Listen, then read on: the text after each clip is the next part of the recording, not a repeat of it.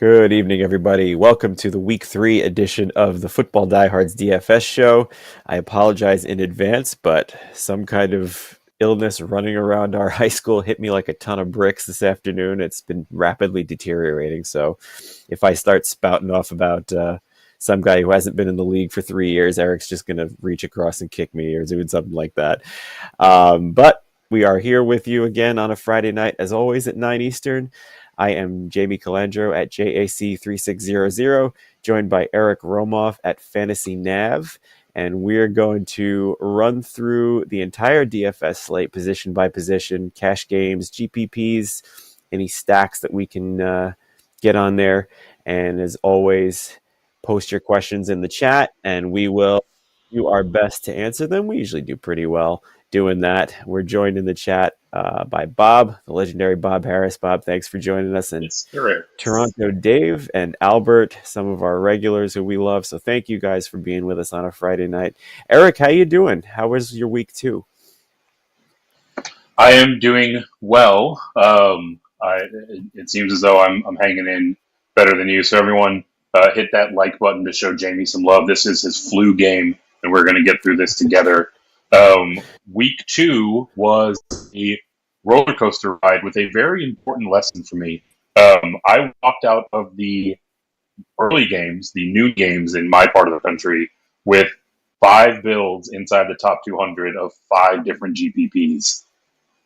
And because of Take Lock and because I was rushing through the rest of my day, I didn't realize that every single one of those, all but one, I should say, had Jahan Dotson on there, where I could have easily pivoted to Puka Nacua for the same price and had a much more epic day, all told.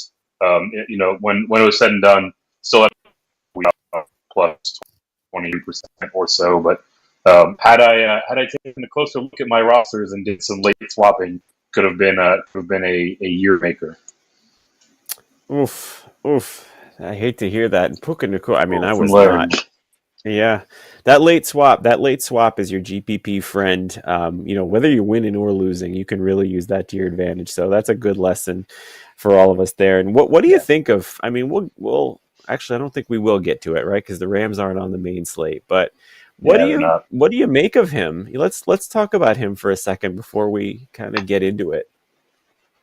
Oh man, I mean, he has people questioning whether or not Cooper Kupp is a system wide receiver. Right? Like Kupp goes down and he immediately steps in. To his credit, he showed a lot of this flash when he was able to be on the field at the college level. It's just he wasn't able to be on the field all that often. And obviously the volume is available to him because of the absence of Cooper Kupp, but he's doing what he needs to with it, right? Like he looks pretty crisp getting off the line. He knows where the soft spot is in the defense, so he knows where to plant his foot and to flash his numbers to Stafford. And I think they're going to continue feeding him as much as he can take up until the point where Cooper Kupp returns. So what's your general advice? I think of all the questions I've gotten in the last week, the underlying theme of the most of them has been, what do you do with him in all settings, really? I mean, the thing I've been saying is people are asking if they should sell high. And I've been saying, there's nothing wrong with that to sell high on someone like that, especially with Kupp coming back, but kind of cautioning not letting people talk that person into the fact that he's going to be irrelevant when Kupp comes back. I mean, he's not running like Kupp's slot snaps, right? He's lining up outside. So, I mean, what's your take on how to handle him going forward, assuming Kupp does come back in week 5? More specifically, he's taken on the Robert Woods role in this offense, and then he's getting additional workload that would go to Kupp heaped on top of it, right? So the point that you mentioned is the one to underscore. If you want to sell high, and generally speaking, selling high on him, especially in a redraft format, is my recommendation. By all means, go out there and do it, but don't do so under the pretense that when Cooper Kupp returns, the clock is going to strike midnight and Puka Nacua is going to become a pumpkin, right? Like he's very clearly a wide receiver 1 while Cooper Kupp is out. And I think he's going to be kind of on that fringe wide receiver 2, wide receiver 3 range whenever Cup returns. And I'm not so sure that it's going to be right there at week 5, right? Like when we were still in kind of the murky, unknown area of what was going on with Cooper Cup, Sean McVay kind of let it slip that there's concern that there might be some nerve issues with this injury. And if that's the case, I mean, 5 weeks might not be enough for Cup to make the return, right? So, ultimately, on the macro sense, sell high wherever you can, but don't let someone dissuade you into believing that there is no value for Puka Nacua when Cup returns, because that's just simply not the case.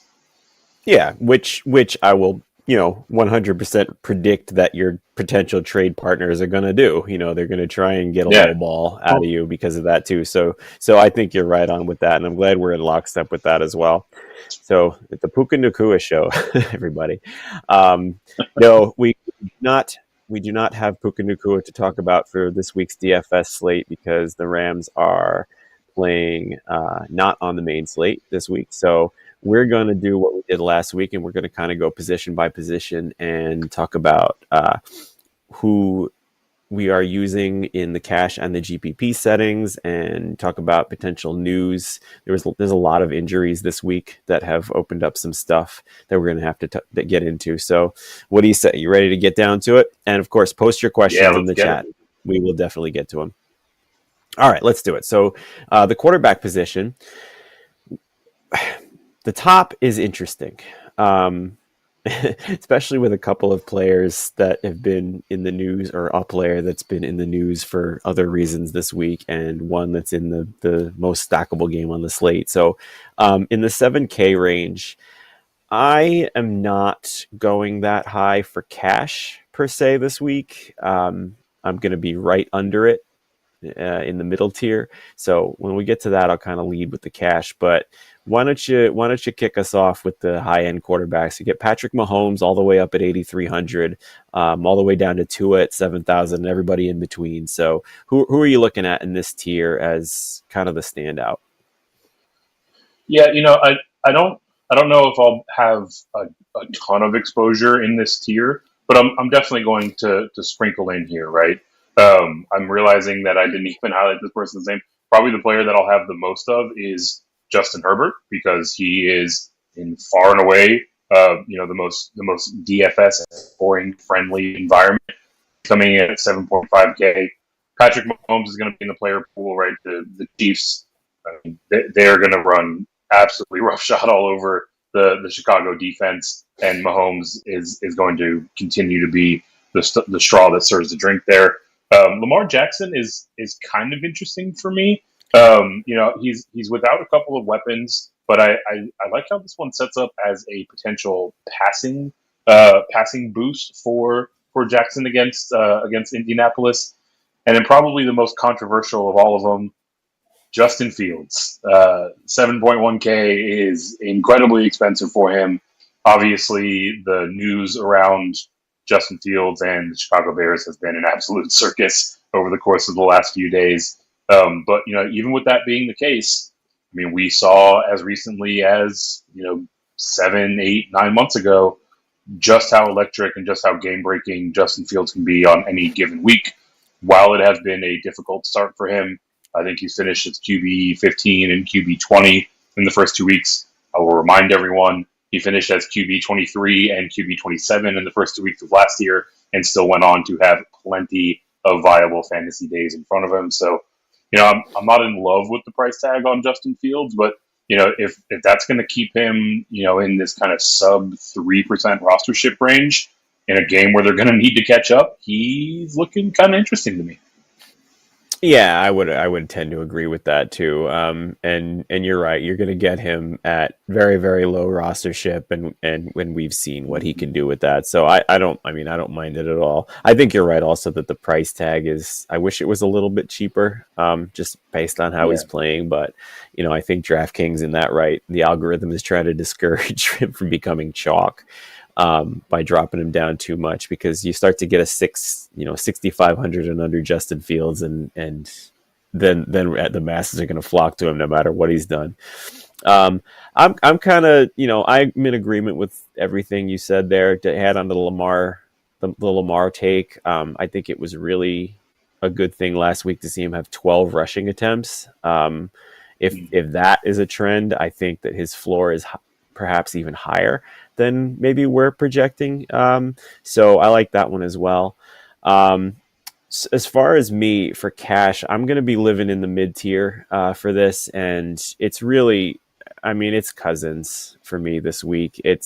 He's going to be the most popular quarterback on the slate, pretty much rightfully so. I mean, you touched on the game, the Chargers Vikings game is a 54 over under, which is by far the highest on the slate. Um, and Kirk Cousins is coming out of week 2 as the QB1. So I mean, it kind of stands to reason that he should be more expensive than 6,900 indoors in this game.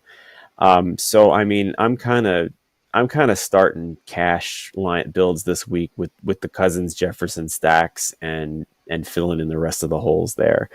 um, as far as I know you're kind of more of a multi-lineup GPP player than just straight cash grinder like me.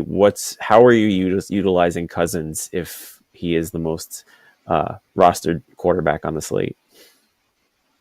Yeah, well, look, with quarterback, rostership tends to be pretty flat, right? So while he's probably going to be the most popular, he's probably not going to push past like 10 or 11 or 12%, right? So if you do click the button in a tournament context, you can certainly work around that.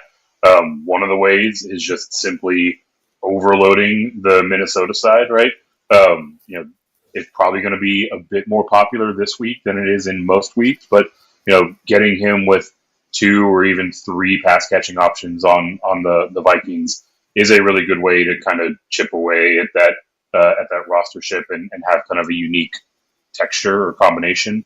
If you're not wanting to go all in like that, then really look for the lowest rostered options within that game, right?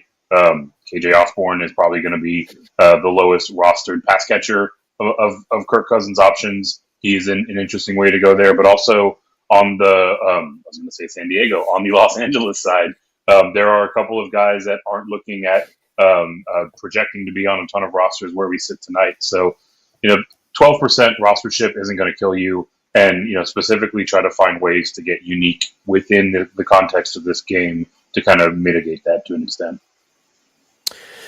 Yep. I think you hit it right on the head there, and I'll be with you in that kind of builds as well. There's another Minnesota way that I'm kind of going in tournaments that we'll tease for a little bit later. Ooh, Um, I hope it's the same as mine. oh God, our listeners may not if it is, but I'm as far as GPPs in this tier. I'll mention also that my favorite GPP play at the quarterback is Trevor Lawrence, who is pretty much a straight line pivot off of the chalky Cousins at 6,800. Um, Jacksonville, he's another one that's playing like a QB1, and not just a QB1. A top 5, even top 3 quarterback. Um, he has a matchup upgrade against Houston with the fact that Jalen Petrie and Derek Stingley are both out for this.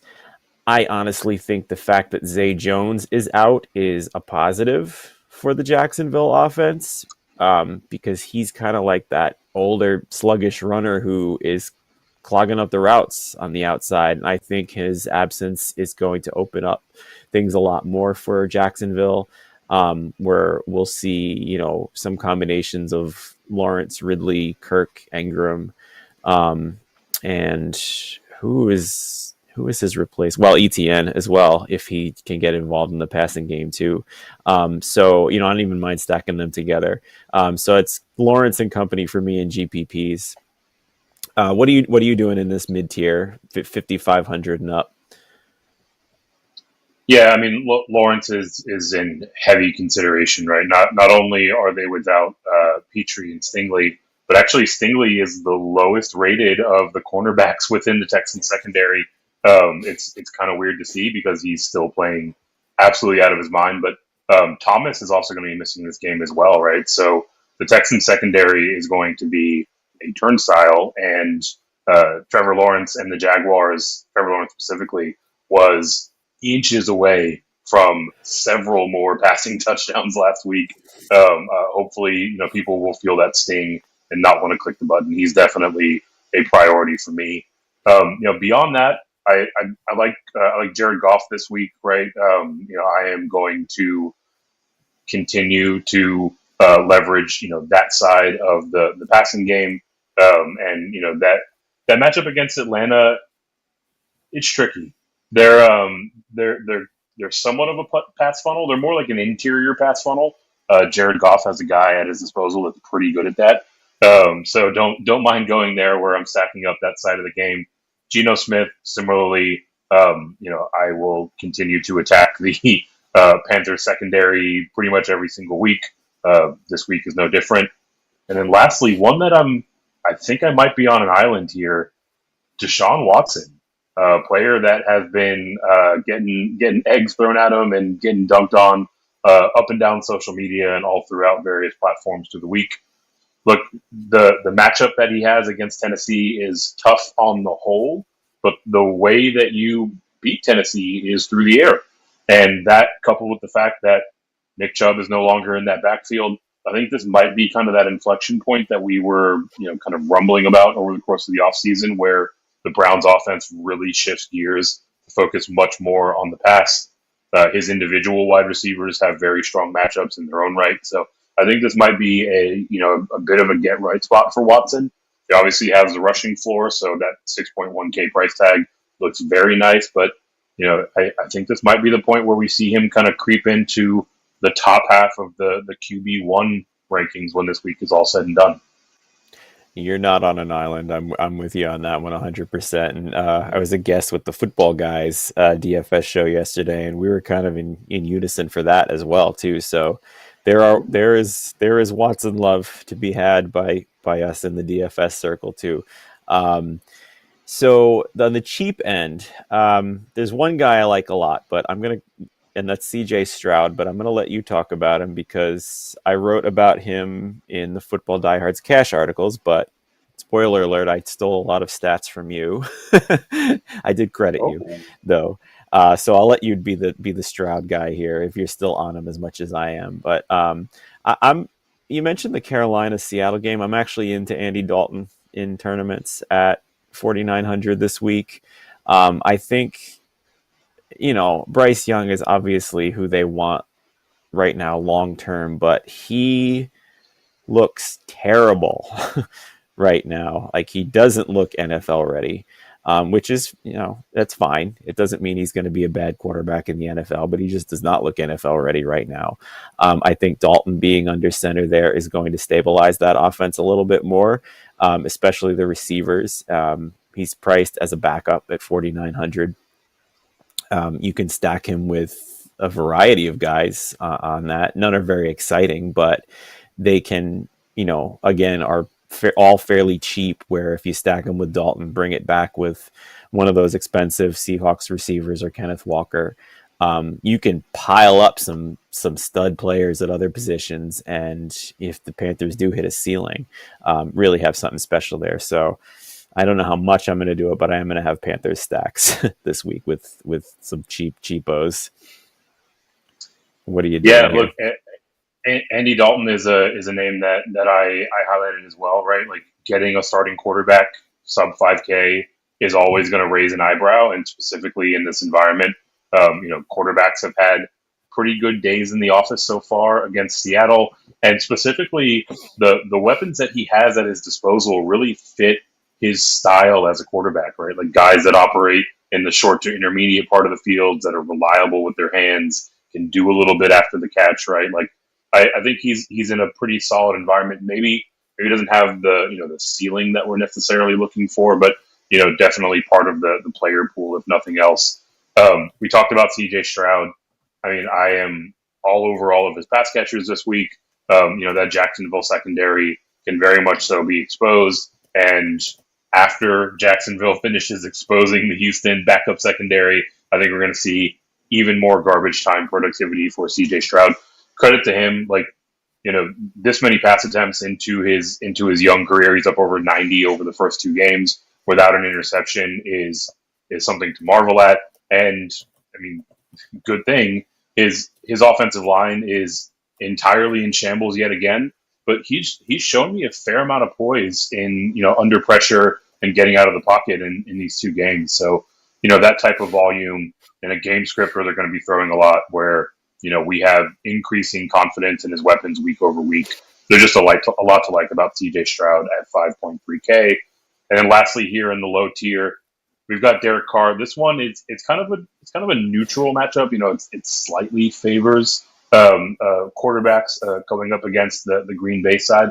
I kind of like this one to potentially put up some points. And if nothing else, yet again, Derek Carr is not afraid to push the ball down the field. It's something that he's done for the last few years in Oakland and Las Vegas. And now he has weapons like Chris Olave and Rashid Shaheed that can really capitalize and convert those downfield opportunities. So, a bit more of a dart throw, someone that you're definitely swinging for the fences with, but will largely be overlooked this week. Yeah, I like that too, especially with how they are at running back right now. That we could easily see a shift in the game script for them as well. So that's a good call at the end there too.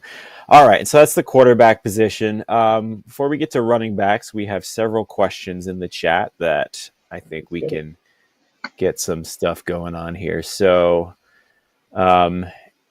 this first name, I long for the Joe Smiths to come back here. ASDAFGHOP. I'm just going to spell it. I'm not even trying to pronounce it. So the question is, would you give up Brandon Cooks, Jerome Ford, and Jacoby Myers for A.J. Brown? That seems like a pretty easy yes for me. That's a bunch of garbage for A.J. Brown. What about you? It's a yes for me as well. I don't know if I would go quite as far as calling Jerome Ford garbage quite yet. Not garbage. Cooks isn't either, but I'm not necessarily concerned about Kareem Hunt, at least as much as it seems like public sentiment would indicate. But if nothing else, even if you're kind of bearish on Jerome Ford, you can probably find someone in your league that is very bullish on him, right? So if you're trying to get out of the Jerome Ford business, shop it around. But this deal in particular, I would be happy with the A.J. Brown side. Yeah, and it looks like this trade partner is ready to take on Ford. For sure. Yeah. If you're giving up by far the best player back, and I'm with you too. I mean, when you think about Kareem Hunt, just keep the fact in mind that they chose Ford over Kareem Hunt in the first place, right? So, I mean, I don't think that Kareem Hunt is just coming back and pushing him right out. I do think they'll utilize both. I don't know how they'll do it yet, but I think Ford is for at least right now, the lead back to own there. All right. Alan Tamunovic. Happy Friday. Just started drinking 2 IPAs and received a trade offer. Don't drink and trade, people. Give James Conner and Hunter Henry and receive Najee Harris and Darren Waller. Thoughts? I'm 2-0, and that's full PPR. What do you think of that? Giving Conner and Hunter Henry for Najee and Waller? I mean, it feels like it's kind of net neutral overall. I think that we'll see Waller surpass Hunter Henry's production in the not too distant future. And so really it boils down to your particular thoughts on Najee Harris. I'm a bit concerned that we'll see his workload continue to diminish, right? He'll still lead this backfield when it's all said and done. With these inefficient players that, are so volume dependent, even a couple touches in a given game can really tank their fantasy values. So it's a bit more conservative. I would probably go with the Connor side here. But ultimately, I feel like it's kind of a wash.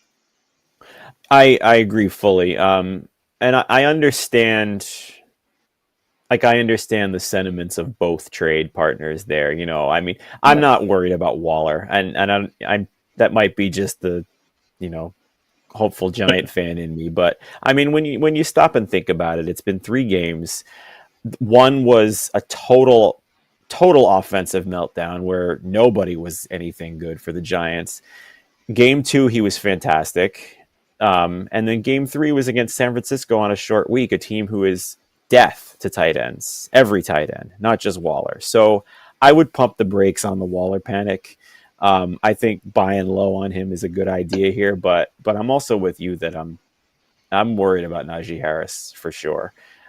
So I'm going to say yes to doing this deal, which is a little different from you, simply for the Stark tight end upgrade here that I think it is. But that's a that's a tough one to take Najee back. I mean, if you're banking on him to be like saving your running back position, I would say I probably wouldn't do it. But I like the Harris Waller side a little better. All right. Another one here we've got from Big Trev. Sorry, it's not DFS. That's okay. We like all questions here. Pick 2, 1 flex, 1 receiver. Full, yeah, of course. Full PPR. T. Higgins, Rashad White, Joshua Kelly, and Amari Cooper. It's Higgins and Kelly for me. What about you? Assuming that Austin Eckler does not suit up this week, I would He's agree. out. It would also be Higgins and Kelly for me. He's ruled out. So, all right, good. We're in lockstep there. Some good options there too. It's not for full PPR. Kelly not involved in the passing game. That's a little tougher, but I mean he should feast this week.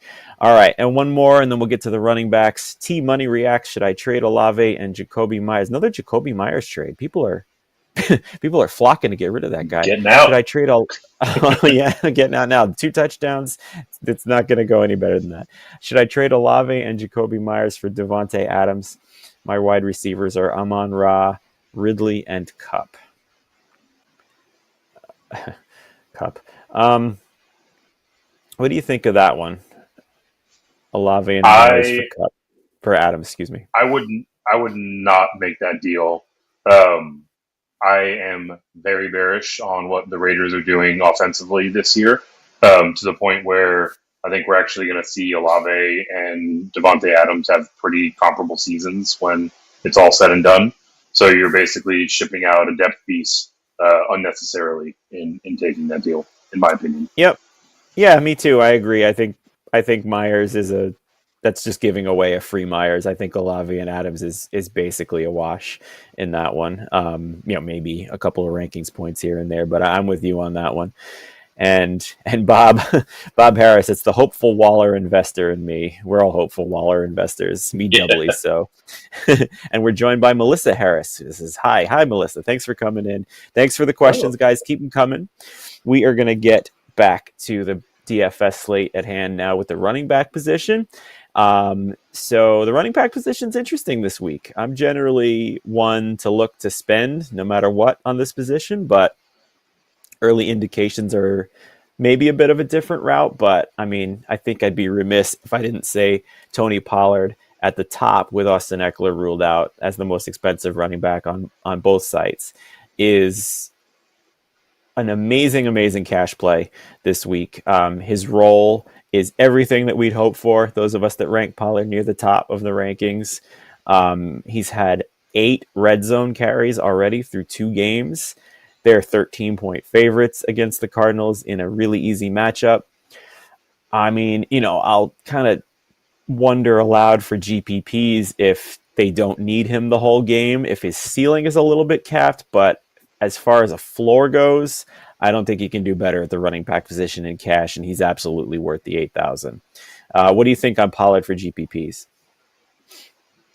Yeah, definitely more of a cash play, right? With that upside presumably being capped, rostering the guy that's going to be the second or third most popular player, and is functionally the most expensive runner this week is probably something that I'll look to fade to a degree.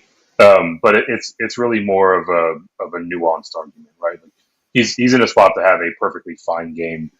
Just those are things that are kind of tiebreakers that would lead me to a different direction. But with you, I'm usually looking to spend up here, and I'm not going out of my way to get into this top tier of running backs. Yeah, which is weird because usually I am, just for a floor. Being such a cash player, I mean, the touch floor is there. If I can afford Pollard, I will. But like I said, Cousins Jefferson is a higher priority for me than Pollard right now, which leads us to the middle to cheap quarterbacks. So let's look into this mid tier a little bit from that 5,500 range to just under 7,000. Who is it? Who is it you're looking at the most in here? So I think this is what you might have been hinting to earlier. The player that I am Yeah. going out of my way to roster this week is Alexander Madison, Yep, that was coming it. in at 5.8K. Yes. Don't leave, everybody. Look, like Don't leave. We promise it's okay. you you need to find unique ways to get into this game, and Alexander Madison is absolutely one of the ways to do it. Right, like them acquiring and bringing in Cam Akers, who will not play this week, really has his public sentiment at an all time low. But even with that being the case, it's not a consideration for this week. And without Cam Akers out there, Alexander Madison has a gaudy opportunity share. It's like almost 80%, which is nearly unheard of in today's NFL. And kind of like we were talking about with Najee Harris, but on the other side, these guys that aren't super efficient but get all of the work, when they're in a plus matchup like Madison is this week against the woeful defensive front of the Chargers, that really goes a long way to bringing their ceiling into play. So, we've seen times where Madison's up over 100 yards and gets a couple of scores. Obviously, that's the very high end of his range, but I feel like this is a week where that is in play, probably more so than it will be at any other point in the season, right? And you're going to be able to get into that at sub 5% rostership. Yep. You hit on everything there. The only thing I'm going to add is Cam Akers was ruled out of this game earlier today. I was on Madison even with Akers in. I think in the short term, yes, let's do it. I mean, we're all in on this one. The short term. What a world! What a thing to be all in on. In the short term, I think Akers was more of a risk to the backups than to Madison himself. Obviously, that could change in a short week. So Madison is not a cash play. I will say that right now. He's a high risk, high upside play that we're looking at, like you said, to be like the unique way to get into this Chargers Vikings game. And the Chargers have been gashed by running backs for years now. They've actually done okay so far this year, but I think that's been more a game script than anything else right now. So yeah, we are together on this one to the end. I think it has a better chance of paying off than dudding. And at 5,800, I'm willing to take that risk in GPPs.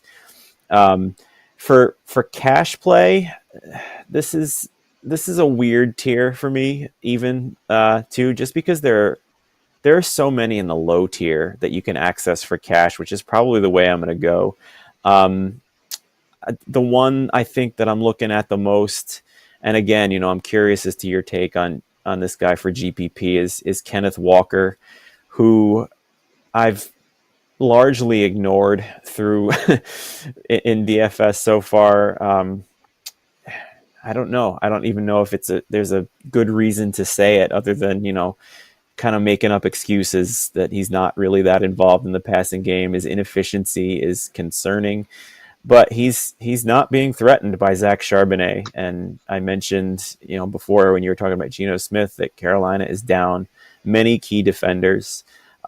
Carolina has given up 240 yards from scrimmage and 5 rushing touchdowns already to running backs. So, I mean, at 6,200, I don't really see more up paths to good than to bad for Kenneth Walker here. What else are you looking at in this middle tier? Yeah, to your question, I love Kenneth Walker as a cash play. I also like him as a way to kind of get different and get into the Seattle side of this game. Beyond that, Aaron Jones is always interesting. As a oft overlooked tournament piece. He's projecting to be for that to be the case again this week. I think a lot of that has to do with that questionable tag that he's been carrying, but looks like he's on the right side of that heading into this week. And his matchup specifically against New Orleans is one where they let guys catch balls out of the backfield pretty often, and he does that fairly well. So definitely like how this week sets up. James Cook, kind of a similar vein. Everyone's kind of up in arms about his lack of a role in the red zone, and that's perfectly fine. He was never going to be the red zone back in this offense, but he is currently number 8 in the league in targets, and his opportunity share is pushing 65%. So he is just getting all of the volume work, and he's skilled enough to where over the course of a full game, certainly more games into the season, he's going to have more and more opportunity to break those big ones. So definitely like him as an overlooked piece in tournaments as well. I like it. It's an interesting call there too. I mean, I think I would like to follow the ownership a little bit, or the rostership as it goes along too. But I like that one a lot.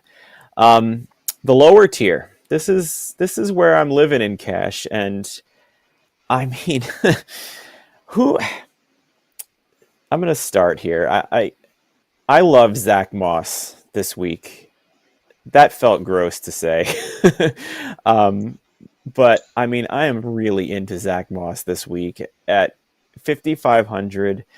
I don't know that I love him in GPPs, but at that price for cash, he played 98% of snaps and had 100% of the running back carries for them last week.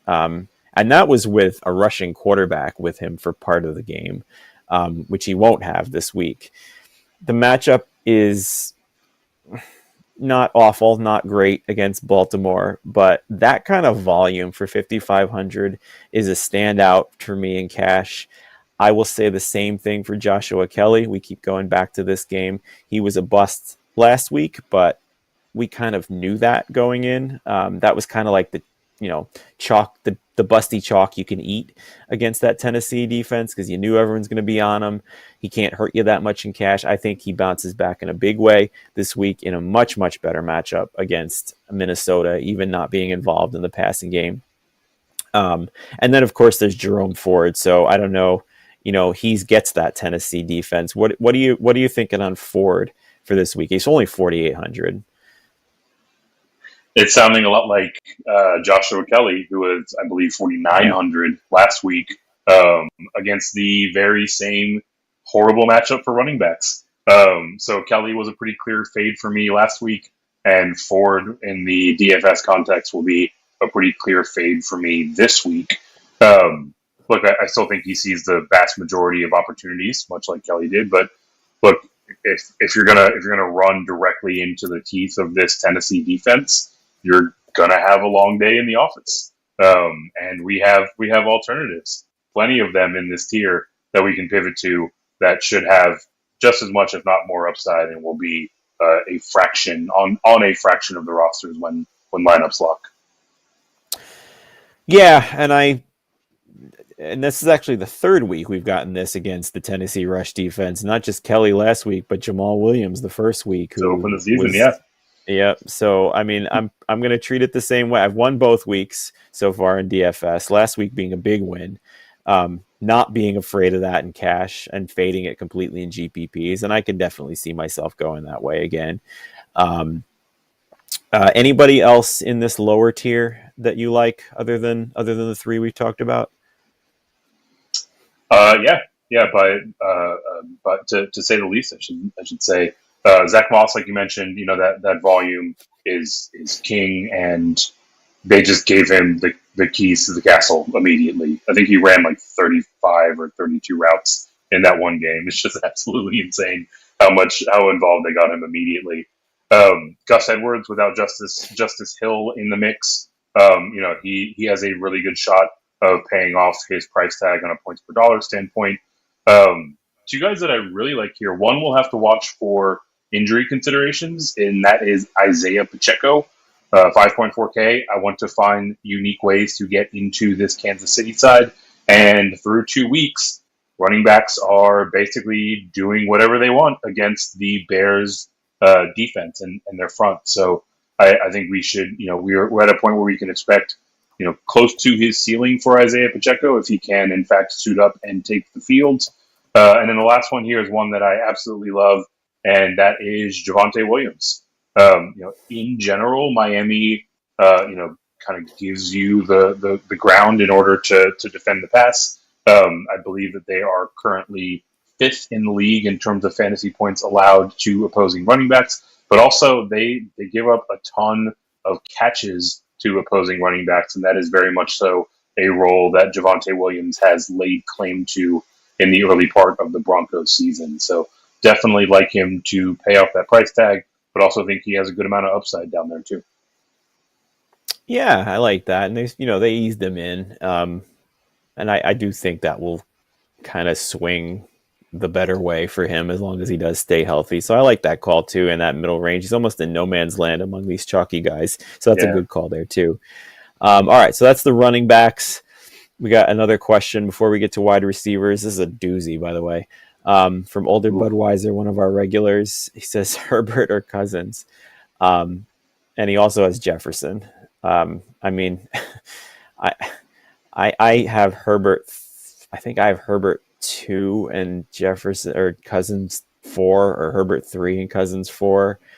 So I mean, in a vacuum, I would take Herbert of the two, but he does have Jefferson. Would you put Cousins ahead of Herbert, or maybe you have him over Herbert anyway? I do not. I have Herbert 5 and Cousins 7. So clearly we are splitting hairs here. I think the clarifying piece is whether or not this is a season long or a DFS question. If it is a DFS question, absolutely stack Kirk Cousins with Justin Jefferson. If it's season It's long, season, I don't yeah. mind. Okay, yeah, I don't mind kind of spreading out my exposure across Justin Herbert and Justin Jefferson, right? It's a little bit. I mean, it's incremental, but just you're dodging some variance and taking that approach, and these are the kind of hairs that we have to split to make these very close decisions. Yeah, and I would tend to agree with that as well. So I think we're both going to say Herbert, who is we have is simply the better Fine quarterback. option. And again, yeah, and variating off that, getting total exposure to this game. I like that. I like that move too. All right, moving on to the wide receiver position. So we'll start with the just mentioned Justin Jefferson.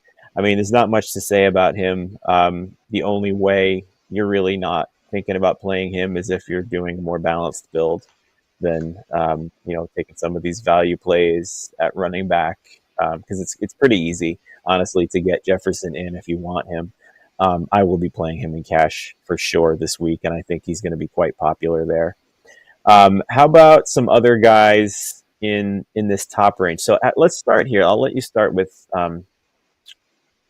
Tyreek Hill. We haven't talked about this game much, but it's starting to look like Jalen Waddle is more on the doubtful side than questionable this week with that concussion. So, what does this do for you for Tyreek Hill, or what does it do even if It makes me Waddle? Yeah, it makes me feel worried for Tyreek Hill if Jalen Waddle is out there. One, because Hill is already projected, in the high teens in terms of rostership, and might push for the top spot when it's all said and done. But also, we haven't seen Patrick Surtain shadow much this year. The closest we got to it was in Week 1 against the Raiders, and even that he was shadowing on like 58, 59% of plays. If Jalen Waddle is not in this game, I think the clear decision for the Broncos secondary is just put Patrick Surtain on Tyreek Hill and probably put some help over the top, right? So the circumstance certainly changes a significant amount for Hill, and coupled with his rostership, he's probably someone that I'll be fading, if not underweight on. I was so hopeful that we would see Waddle this week. Maybe we will, but typically the condition progression would dictate that he's not on the right trajectory to make his way in there.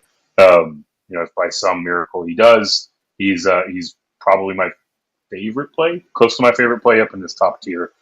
He should absolutely feast against this Denver secondary. Yeah, and he's kind of a ready-made pivot if it if the rostership remains in check off of Jefferson, who will surely be higher. I really like Keenan Allen in this upper tier as well. We keep going back to this game, and rightfully so. He's coming off an 8-1-11-2 line on 10 targets. With Eckler out, he has traditionally shown to have both a higher floor and a ceiling, and that doesn't change at all.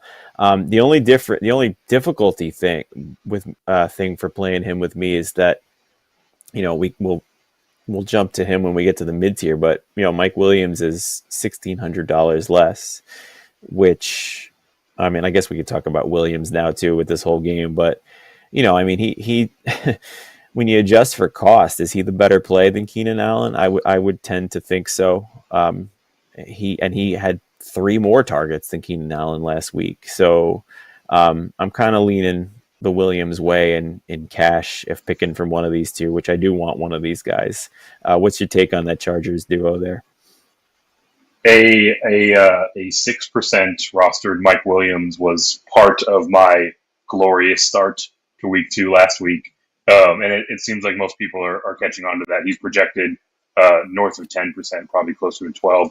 And I think that's really what will tell the tale here, right? Like $1,600 is a fair amount of savings, yes, but ultimately, whichever of these guys not only is projected for the lower rostership, but as we head into tomorrow and Sunday morning, if we see either of their rostership breaking down, starting to decrease, that'll probably be the sign that I'm looking for that this is going to be the overlooked side of this Chargers pass catching game, and will be the side that I'll want to roster.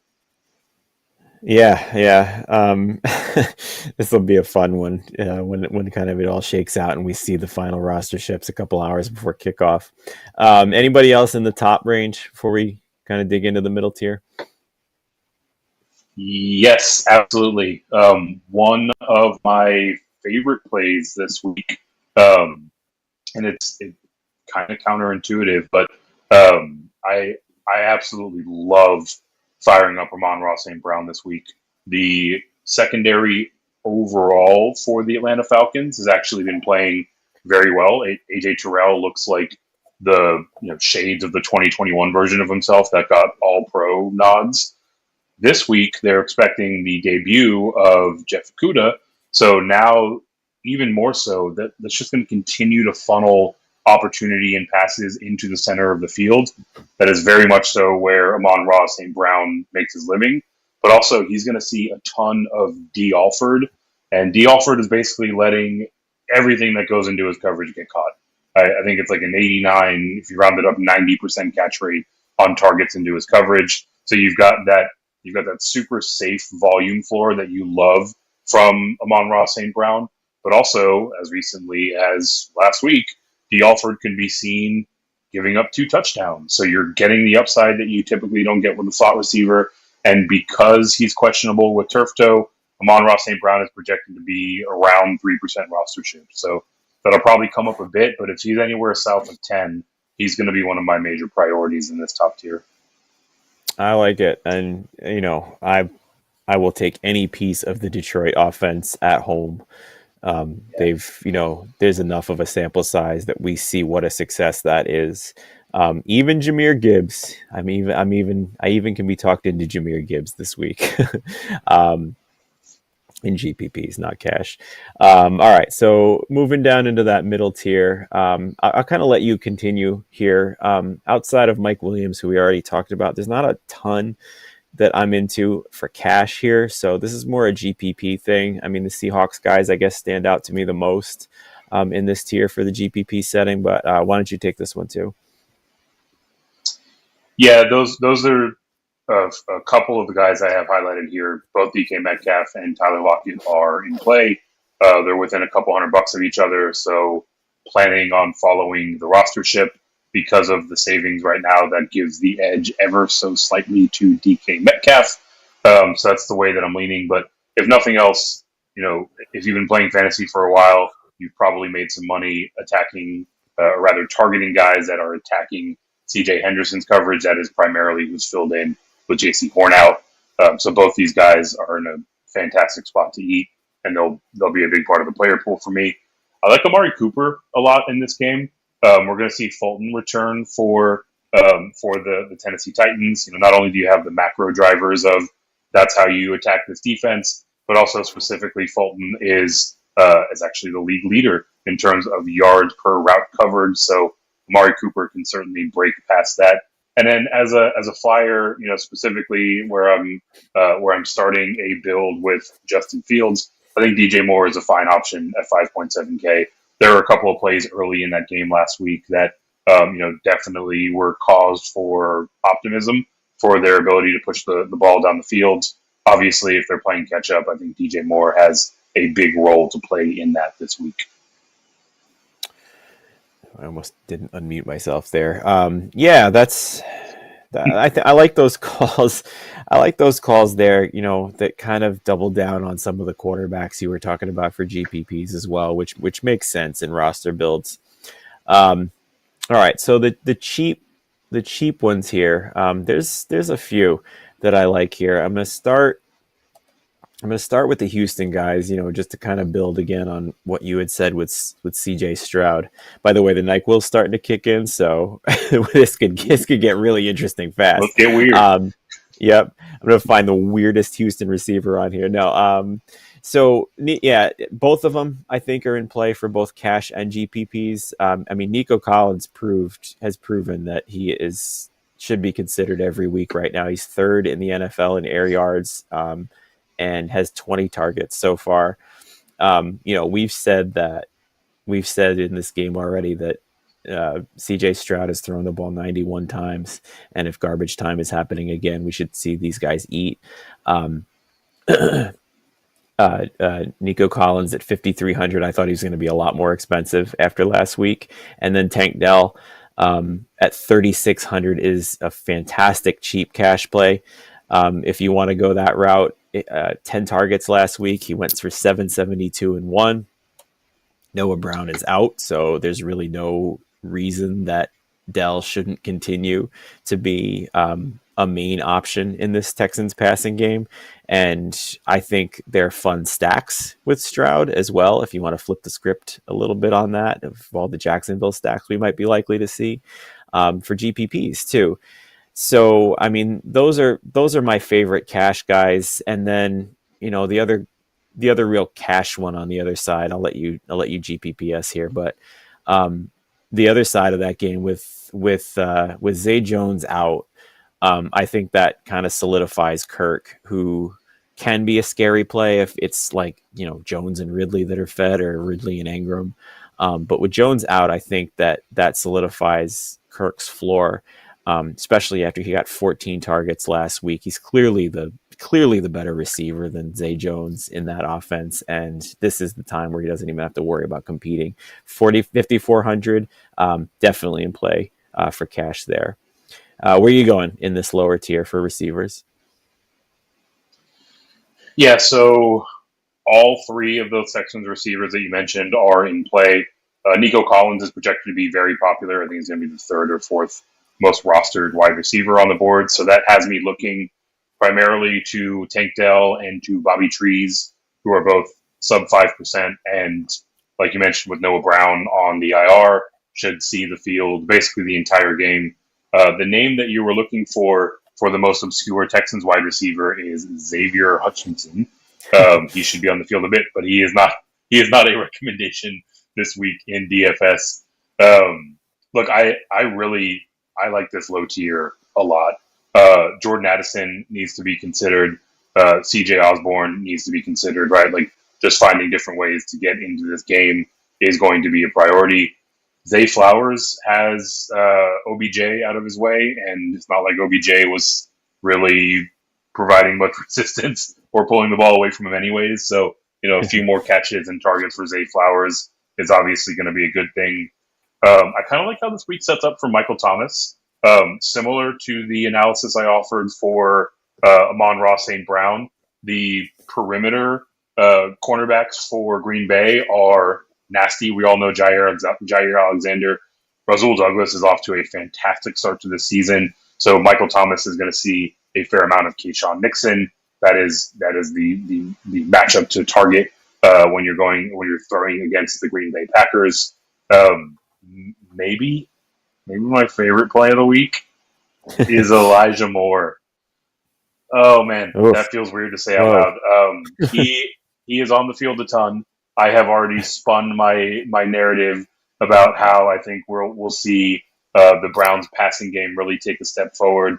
But more specifically, the matchup that he is most likely to see, or I should say, he will see the majority of his routes covered by, is Sean Murphy Bunting, who just last week let another guy who lines up in the slot a lot, Keenan Allen, catch 80% of his targets for 111 yards and 2 touchdowns. I don't think Elijah Moore has anywhere near that same ceiling. Obviously, Keenan Allen is a different kind of player, but this matchup sets up very nicely for Elijah Moore, who is going to be largely overlooked.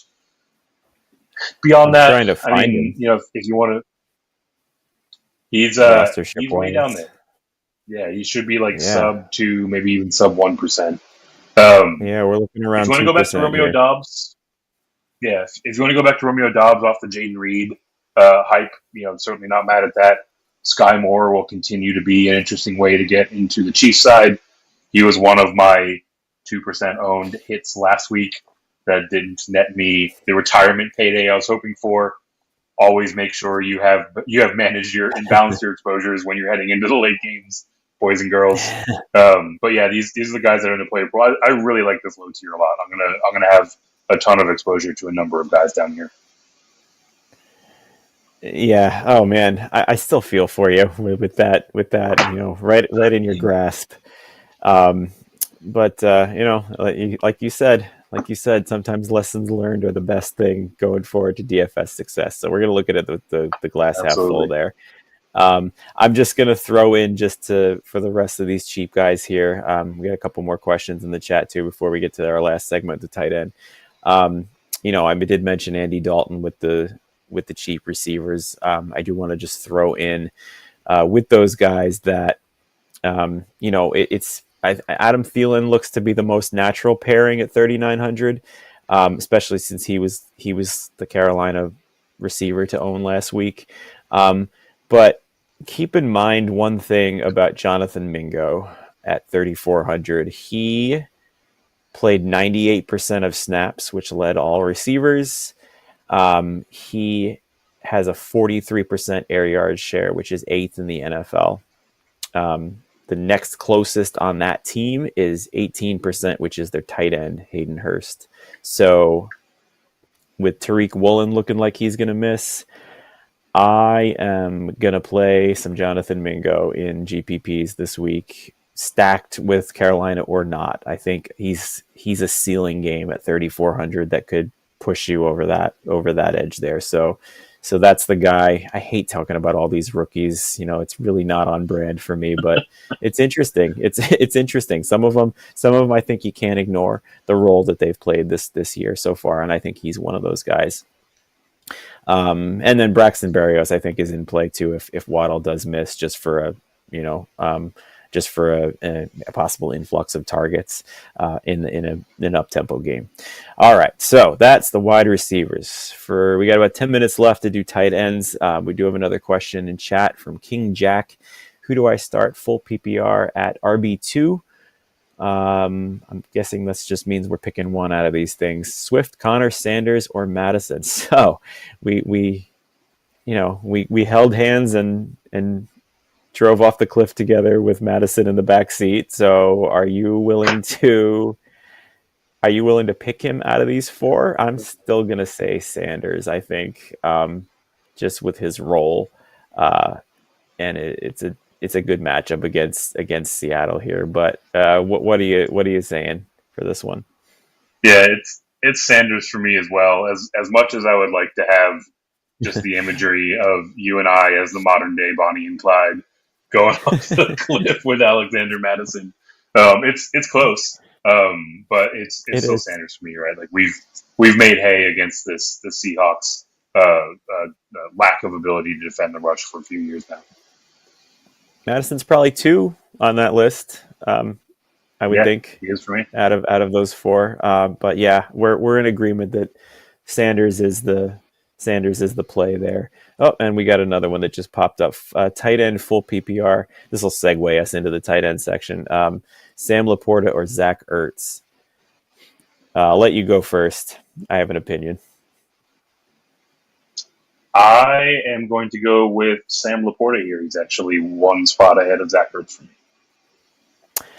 I'm going Ertz, and he's also my cash tight end of the week, which I'm going to talk about in a second. I don't argue it. It's a much better offense if you go with Laporta, and you definitely can't deny the fact that he has 5 catches in each of the first 2 games. But I'm going to segue that right in. We're going to kind of take this tight end position as a whole here. Zach Ertz, I think, is the best cheap cash game option on the slate. It's a weird thing to say. It feels like he's been in the league since like 1991. But he's only 3,500. He leads the league in tight end targets with 18. It's an abysmal 4.3 yards per target, but at 3,500 on DraftKings, you don't need him to get into the end zone to pay off that price tag in cash. A 5-catch 35 day will easily pay off that price tag, which is well within the realm of possibility. And if they push it down a little bit more and he does get in the end zone, that's even better. So he's most likely going to be my cash game play of the week. I know we kind of did this a little backwards here, and I'll let you start at the top in a second. But another guy I'm looking at, if you want to go even cheaper, is Durham Smythe. 2,900, again, that seems like a really weirdly cheap price tag to me for a guy who has played on all but 2 snaps for the Dolphins so far this year. If Waddle happens to miss, maybe that even opens up some more targets. The box score really hasn't been terrific for him, but I don't know. I think 2,900, I'd be willing to consider doing that if I need that extra money. So that's kind of the 2 guys I'm looking at in cash. So let's kick it back up to the top here, because we just kind of unceremoniously glossed right over Travis Kelce. What are you doing with the tight end position near the top on this slate? Yeah, look, this is really going to come down to how rostership shakes out over the next few days. But I mean, look, Travis Kelsey, forever Travis Kelsey, right? You're getting wide receiver 1 productivity out of a tight end. You would pay about 9K for him if he was a wide receiver. So I'll happily pay 7.2K for him. And right now, he's projected only as the 3rd highest rostered tight end. So if that holds true, if he comes in that kind of 7 to 9% range, giddy up. I'll go way overweight and have Travis Kelsey. TJ Hawkinson, obviously, getting into this game is a priority. TJ Hawkinson, if you compare his role in this offense relative to his projected rostership, might be my favorite way to get into the Minnesota side of this one. He's a bit expensive, but you can certainly work around that. Beyond that, we're pretty quickly into the middle tier. I mentioned liking Sam Laporta earlier. Evan Ingram is getting a ton of targets. He's got like 19 targets on the season. So he's obviously going to be heavily involved, and most people are going to be looking to the wide receivers to attack this Jacksonville side. So interesting way to get leverage on the field overall as well. Yeah, I agree with that Ingram call too, and that $4,800 price tag on DraftKings is pretty much, you don't even really look to see who the name is. If it's not Travis Kelce and it's not T.J. Hawkinson, you kind of by definition avoid that price tag. So I think you're right. I think it doesn't matter that Zay Jones is out; he's going to stay right there in single digit rostership. Anyone else for you on the super cheap end? Other than the guys I mentioned, Ertz and Smythe. Yeah, look, you can rotate around John Bates and Cole Turner with Logan Thomas expected to be out if he hasn't been ruled out already. For whatever it's worth, he hasn't been on the field much, but Cole Turner is among the leaders in the NFL in terms of targets per route run. Um, when he's been out there, they've made it a point to get him the ball. He should project to be out there far more this week than he has through 2 games this year. So he'd probably be the one of the 2 that I would prioritize, but you're really just punting the position. The one that I'm super interested in is Dalton Kincaid. Obviously, everyone was ready to fire him up when Dawson Knox was in question. Now Dawson Knox is expected to play this week, and I think that should drag Kincaid's rostership down. And that is exactly where I want to be tagged. Is perfectly reasonable in the mid 3Ks, and he was only in line on a fraction of his snaps in week one. Kind of came back to the mean a little bit in week two, but he's still only in line on about a third of snaps. They're very much so using him as that super slot kind of role, and he's out there a ton with Dawson Knox on the field. So Knox returning really shouldn't take away from his potential upside, and that price tag is juicy. Yeah, I like that one too. That I think is the tight end for me in defense on the defense in GPPs on the cheap end. The Washington, I guess, is technically on paper a tough matchup against tight ends, but we're talking the aforementioned Ertz, who is just kind of playing at the line of scrimmage, and then the Broncos tight ends, which are terrible. And like you pointed out, Kincaid is not a typical tight end for that kind of rankings. He's more a slot receiver. So I like that one a lot too. All right, so that is going to do it for the week 3 edition of the Football Diehards DFS show. Hopefully we answered all your questions in building the lineups. Hopefully we gave you some ideas for some stacks. Andrea Staslowski says, great show. Thank you. And thank you everybody else who was joining us in the chat with your questions. Eric, where can everybody find you and what are you working on? I am always working, and I can't keep any of it straight. All of that work rolled up into my Twitter page, which is @FantasyNav. You can find my written work over there. You can find some of the shows that I do for the In Between Media podcast, as well as Green Screens Media. We're ramping up for college basketball. I'm sure I'm forgetting things, and I will remember them as soon as we get off the air. But for a failsafe, all of that is on my Twitter page, which is @FantasyNav. I think I missed the mute button on that one. I escaped everybody's having to hear me blow my nose for most of that show with the mute button, but I think I just misclicked there. So sorry about that. You can find my stuff on footballdiehards.com. The cash article goes up every Thursday.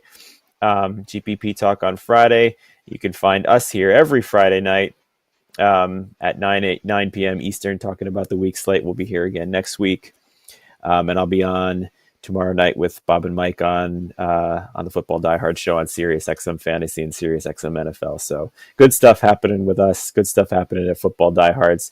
Go over here and hit that like button and subscribe. Oh, we got one more question on there we can get to before we get away. So, hello, Kitty.